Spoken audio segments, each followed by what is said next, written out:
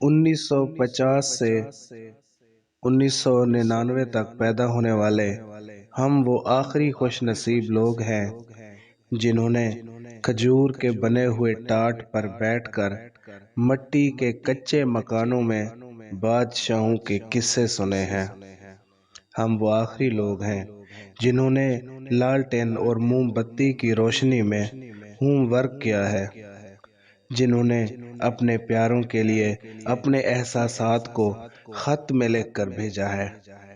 ہم وہ آخری لوگ ہیں جنہوں نے ٹاٹوں پر بیٹھ کر پڑھا، بلکہ ٹاٹ اور بورا ہم اپنے گھر سے ہی لے کر جاتے تھے اور سکول میں اس ٹاٹ کو بچھا کر اس پہ بیٹھ کر پڑھائی کرتے تھے۔ ہم وہ آخری لوگ ہیں جنہوں نے بیلوں کو ہل چلاتے دیکھا ہے۔ ہم وہ خوش نصیب لوگ ہیں جنہوں نے مٹی کے گھڑوں میں سے پانی پیا ہے۔ ہم وہ آخری لوگ ہیں جنہوں نے اپنے ہاتھوں سے آم، کھجور، امرود، انار اور بیر توڑ کر کھائے ہیں۔ ہم بڑے بزرگوں سے ڈانٹ ڈپٹ بھی ہم نے بہت کھائی ہے اور ہم نے واپس پلٹ کر ان کو جواب نہیں دیا۔ ہم وہ آخری لوگ ہیں جنہوں نے عید کا چاند دیکھتے ہی اپنے رشتہ داروں کے گھروں میں جا کر انہیں عید کی مبارک دی اور اپنے پیاروں اور اپنے دوستوں کے لیے عید کارڈ اپنے ہاتھوں سے لکھ کر بھیجے ہیں۔ ہم وہ نایاب لوگ ہیں جو ہر خوشی اور ہر غم میں اپنے گاؤں والوں کے ساتھ کندھے سے کندھا ملا کر کھڑے ہونے میں ماہر تھے۔ ہم وہ لوگ ہیں جو گلے میں مفرل ڈال کر خود کو بابو سمجھتے تھے۔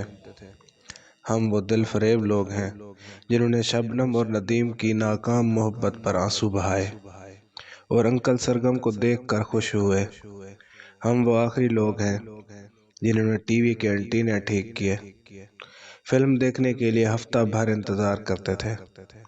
ہم وہ بہترین لوگ ہیں جنہوں نے تختی لکھنے کے لیے سیاہی گاڑھی کی، جنہوں نے سکول کی چھٹی کے لیے گھنٹی بجانے کو اعزاز سمجھا۔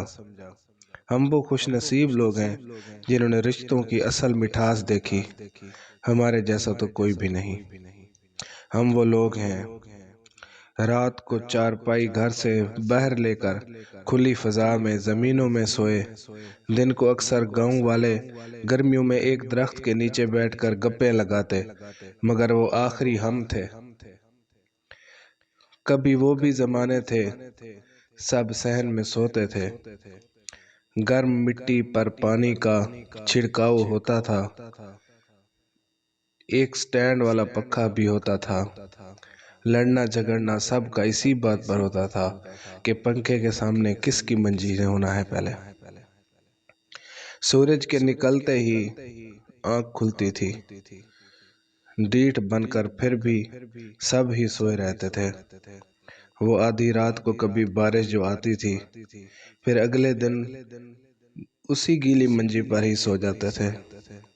وہ صحن میں سونے کے سب دور ہی بیت گئے، منجیاں بھی ٹوٹ گئیں، رشتے بھی چھوٹ گئے، سب کچھ ختم ہو گیا اور ہم ایک سوشل میڈیا کے کیڑے بن کر رہ گئے۔